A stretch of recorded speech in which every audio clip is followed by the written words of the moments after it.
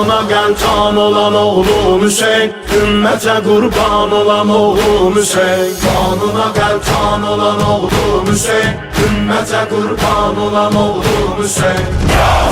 Kim seni gərq etdi qızıl qanına, nizə dəyib sinəyi suzanına.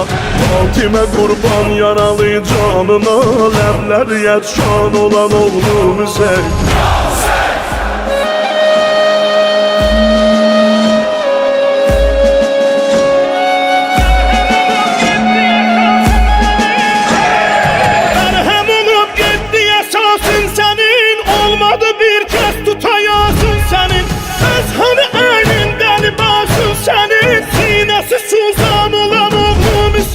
Kanuna gel tan olan oğlum Hüseyin, ümmete kurban olan oğlum Hüseyin. Kanuna gel tan olan oğlum Hüseyin, ümmete kurban olan oğlum Hüseyin.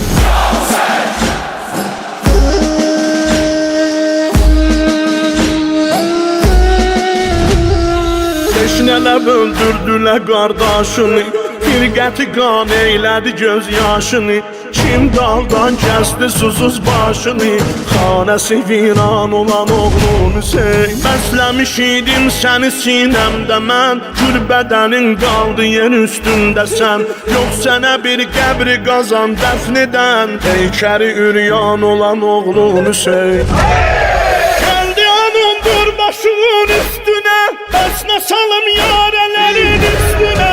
Şimdi gedir xeymələrin üstünə, heyməsi talan olan oğlum Hüseyin. Kanuna gel tan olan oğlum Hüseyin, ümmete kurban olan oğlum Hüseyin. Kanuna gel tan olan